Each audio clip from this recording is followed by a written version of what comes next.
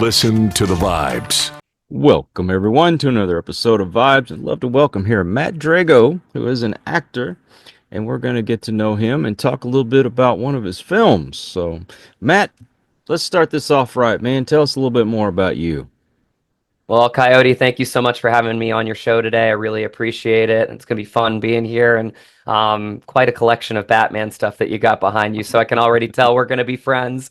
I started out early. Acting was something that, like, again, I get asked this question all the time. It's something that I felt like was always a part of me. I just loved telling great stories. I was one of those kids that could be by myself and just really create a lot of the imagination within me and not need a bunch of toys or anything to do it. I grew up in rural Virginia, so lots of hillsides, lots of land to run around in, ponds, fishing, all that good stuff. And my mom and dad actually were originally from New York City. So growing up, I did a lot of theater, a lot of regional theater, local theater, and it just really kind of wet my whistle for what was to come. I felt like my next spot was going to be New York City, almost feeling like I was coming back home in a way. And I got to live with my grandma for my college years. She was my roommate. I'm a grandma's boy at heart. And it just gave me the opportunity to, just really be protected in the big city, come home every day, which meant a lot to me, and really have someone that was there for me to pursue my dreams. And I took full advantage in New York City. Yes, I would stay out late some nights, but for the most part, I was very dedicated to my craft. I would be going to Actors Equity, which is the Broadway union, and singing my 16 bars and really just doing whatever it took to just kind of put myself out there and really be around my people because storytellers are the best collaborators. They really do. They're just really giving, and I just felt very early on that it was something that I wanted to do, and the journey continues to this day. I'm always curious because I got to do a pilot for a reality show. And Nice. whenever we found out we were finally going to do it, I got this feeling of just, I couldn't explain it. I was like, I was going to burst. When you got your first big break, what was that feeling for you? Yeah, that's a great question. I mean, the break is so complex. I think we call it a big break in terms of like how it uh, basically furthers your career, right?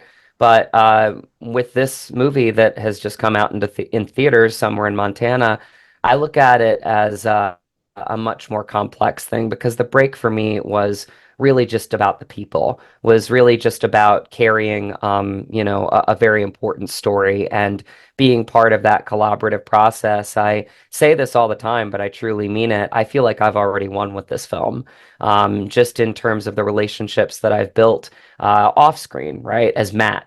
And I think that's kind of, it speaks to not just film, it speaks to really anything that you do in life is that, that it's the people that matter more than life, not things, it's people. And I think that's something that I really have taken to heart in terms of how this role has kind of become a part of me and become a part of my life. But it really does come down to just the experiences, and I smile even thinking about it because the cast and the crew for this one, Indies, it's such a tight-knit group. I mean, we would go on hikes, we would go, to the lodge to get our meals together. We'd go to breakfast together. It just became this really, family-oriented trip, and I felt like all of us kind of needed this story in our lives. We opened up to each other, so it was just this like really beautiful, magical experience. And when you're in Montana, man, you're just looking at God's wallpaper all the time, and it's just there's no better place to tell a great story. Does your family values kind of ground you, keep you from, becoming that, oh, I'm better than everybody else kind of person? It's really interesting to me that there's so many people that have the perception that a lot of actors are, just kind of all about themselves. And you have to take care of yourself. You have to, stay in shape, or, you have to kind of keep your instrument ready to go, whatever that is. But to be perfectly honest, and I really would be honest on your show, is actors are some of the most selfless people I've ever met in my life. Like, honest to God, like they are collaborators. They love telling stories. They are very giving of their time and their energy to you. I'll speak to the lead actor that I played opposite, Graham McTavish. Um, he became a friend, a fast friend, and he's the first person in my lifetime that's ever called me mate, which was a real sign of camaraderie as a Scotsman, right? Right. And just the professionalism, but really just the compassion to see me as somebody that was an equal, even though I was the unknown, the up and coming actor in the project, just to give me his full attention. All of the stuff that we built off screen as Matt and Graham quickly translated to all of the stuff that we translated on screen as Fabian and John. And I'll say the same about Michelle. Michelle Hurd, who's I mean her body of work is incredible. Such a lover of actors, such a just team player, such a I always think of her as fire because she's so passionate about what she does, but she really does. She takes care of people. And if there's something that needs to be said, she'll say it. And it's all in the good of the project and the good of the film as a whole. I've met several actors and musicians, and I'll say maybe two or three out of them were very standoffish and kind of snooty. But for the most part, as long as you treat them like you would anyone else, they're pretty cool to talk to. I was surprised how many just took the time to sit and have a regular conversation. It's been I pretty think cool. yeah, I think that there are, people like that really in any industry, if we're being honest. I think that, actors or people, directors or anybody in film, can have a bad day because we're all human. And yes, I agree with you, Coyote. There are people that, I will say cross the line and, maybe take it a little bit too far. And I know examples of those. But for the most part, you're magnified, unfortunately, when you are in the spotlight, and sometimes like a lot of people are coming at you all at once, and maybe you just want to go home to your wife or your dog, and maybe it's not anything about the other person. It's just that you're just having a bad day. Maybe there was a passing in your family. I don't know, but I'm just saying like. I think we have to find grace with people. That's a big theme in Sure. somewhere in Montana is the way I look at it is mutual respect is the highest form of love that you can give another person. And that's a real core principle to this film. But I think it's a core principle that we kind of need to take to our everyday life as well. So when I think about actors, I just really honestly think of them as people because I'm a person. I'm no different than you, right? It's like we just need grace sometimes because we can have bad days too. Yeah, I met Sam Jones, and the first time I met him, he was kind of a jerk. But Mhm. the second time I met him, he was very friendly, and I have a feeling he was just having a bad day. But Bad day. the reason why I started this particular show was because of Adrian Paul. Oh He wow. it- one of the nicest guys you'll ever meet, and we sat and had a conversation. He was telling me about how to take care of my arthritis. That's how you know you're Oh, getting old. But he was so inspirational in everything we talked about that I wanted to help other people, and hmm. I attribute that conversation to starting this show. So there's some great ones out there for sure. Well, Yeah, there are great people in every industry, and I do. I think I love to debunk that misconception a lot of times because actors are people. Anybody can have a good or a bad day, but I think if you give people grace, I think it comes back to you in your own life, and I try to do that in mine as well. well, let's talk a little bit more about the film. What exactly is the premise of it? Yeah. It's basically a meeting of two worlds. I play a Coast director, Fabian Verdugo, and I'm fighting for my dream. I am, kind of between a rock and a hard place, between investors. There's a lot of moving parts that the film explores in terms of how to even get a film into existence, right? Because I always say this, but team is the film is the ultimate team sport. I mean, you need your people, right? And Fabian looks at his crew and his actors as his people, his family, and he is literally trying to find that one location that really completes his film. And that actually is something that was brought up in an interview I did just yesterday about like why does he need this exact location? And it's actually a really great question. I think there are a lot of people because it's their legacy, and with film that it has to be perfect. They get really, connected to their material because it's something that they leave behind. And this story really does dive deep into what legacy means because there's all different types of legacies. Every human being has a legacy story. And John Alexander, played by Graham McTavish, his legacy is his ranch. And so the story goes that, essentially, I need his ranch, but he needs the money from the production in order to keep his ranch and his legacy alive. So we're put in this really, tough situation where we need each other, but we don't understand each other. We're two people from two divisive, kind of mind frames and parts of the world that we are basically thrust upon each other and we need to kind of work through it. So the film really explores those types of narratives. It really, like I said, explores mutual respect because, again, I feel like that's the highest form of love that you can give someone. And this film does a really great job of exploring it. It's in theaters now. It's going to get a wider release in theaters, and then eventually it will go to streaming and VOD as well. This is almost a mirror of your own life. Don't you have your own production company? I do. I'm very grateful. I actually started my own production company with my wife. Her maiden name is Hunter, so Drago, and Hunter makes DragonHunter Productions. That just kind of worked out.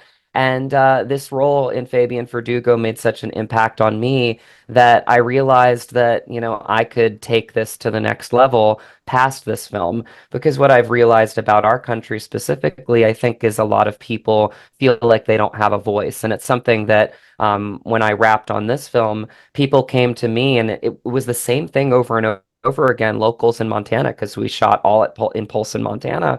And a lot of people said the same thing. They said it was really wonderful to see our little corner of the world, have a spotlight thrust upon it, or, to have a story told about us for a change, right? Because I mean, we get a lot of the stories of New York and LA and the big cities and stuff like that, but I think it's really important to showcase all of our country, right? Not just the bigger parts of it. So our production company really just is kind of following that spirit of Fabian Verdugo. And this is why this role was such a gift for me, because our next project, we're going to try to take back to our small hometown of Front Royal, Virginia, where we're both from, and showcase that little part of the world, and a place that we're very fond of. And I always say this because we were talking a little bit before the interview, but nostalgia at a certain point in your life like hits deep, and I feel like Yeah. we're starting to feel that in this part in our lives. And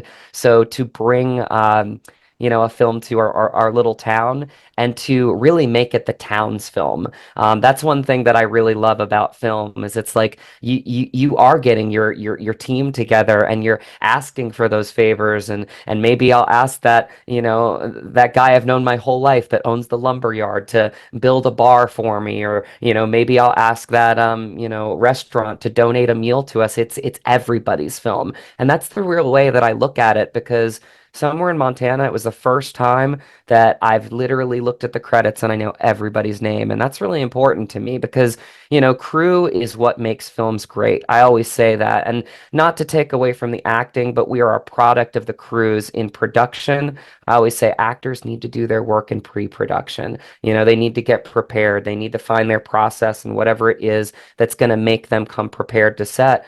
But man, crews are the people that make films great. They sacrifice, they work their butts off. And those are the people that you want to build your team around. So as we get to the next phase of our career in Dragon Hunter Productions, we're building a team and trying to bring a little Christmas story back home to Front Royal, Virginia. Well, I know we're all looking for some good movies. I'll be honest, I don't watch a whole lot of new television and movies. It's just not appealing to me, and I end up watching stuff from when I was a kid. I mean, I'm watching Columbo and uh, you know, I things love like that. Columbo. I used to Oh, watch it with my grandmother. I love Columbo. yeah, Little House on the Prairie and all that. I want something wholesome. Being a grandpa, I look for something that I can watch with my grandsons, Hmm, and that has some value to it. Teaches you a good lesson. I mean, I remember watching the cartoons as a kid, like Fat Albert and the Gang, and you'd learn a little lesson at the end of it. And sure.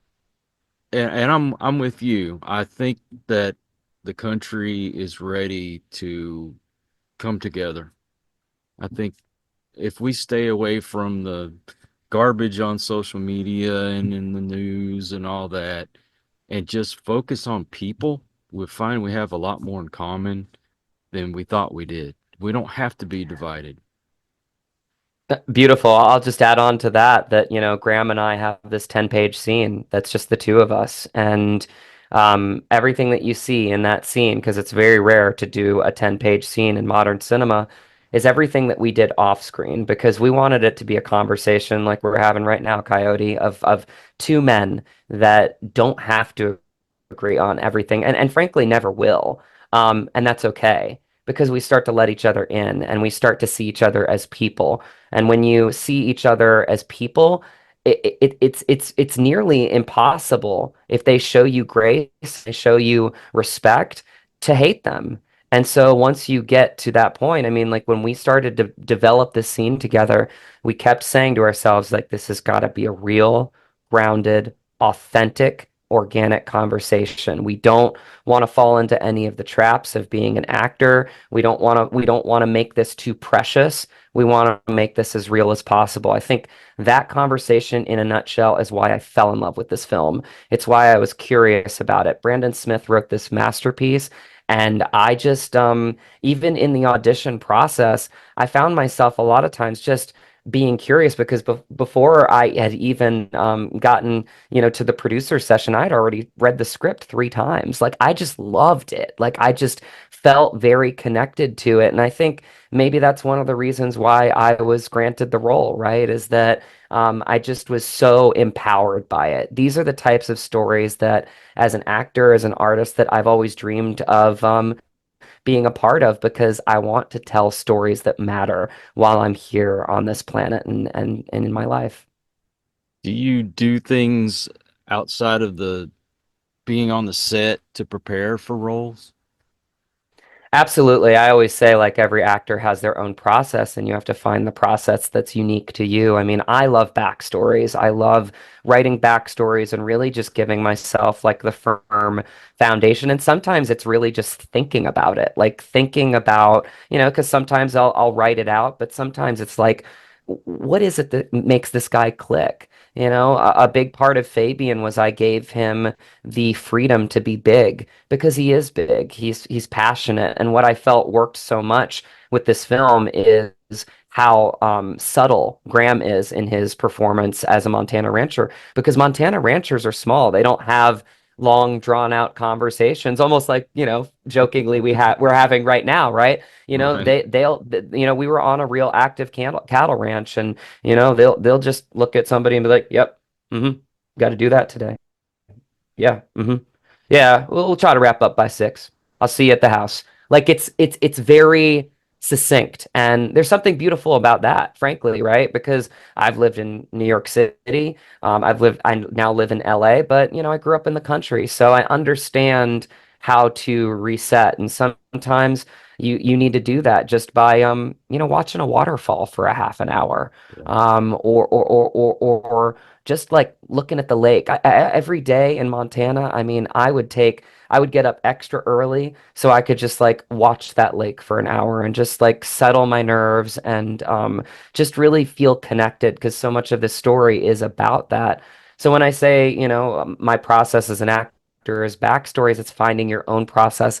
That way, when you come to set, all you have to do is connect to the other actor, like I'm connecting with you right now as a host, and just say the words, because then anything is possible, and that's where the magic happens. Do you have a website? I sure do. I've got two, actually. I've got my actor website, which is mattdrago.com. I also have my production website, dragonhunterproductions.com. The easiest way to find me is on social media. I can only do so many. I'm on Instagram, so look me up at Matt Drago, MattDrago, at Matt Drago on Instagram. From there, I've got my link tree. It's got all my websites, my IMDb, if you want to check out my past work, and give me a follow there. I share, personal and professional stuff there. It's kind of my all-in-one. So give me a follow there, and that's the best way to keep in contact with me and follow my journey as an actor and a collaborator. I am going to put those links in the description just to make it easier for folks to find you. Matt, thank you for taking time out of your day to talk with me. Coyote, it's been a pleasure. Thank you for having me on today. I really appreciate it. My pleasure, my pleasure. And I also want to thank all you folks out there. If you are new to the channel, I hope you'll come back. Please hit that subscribe button. For my regulars, you guys are awesome because you make it possible for me to do this. Till the next one, everyone, please take care. Be kind to one another. God bless and peace. We hope you enjoyed this episode of Listen to the Vibes. You can catch us on Buzzsprout or wherever you listen to your favorite podcasts, and on YouTube.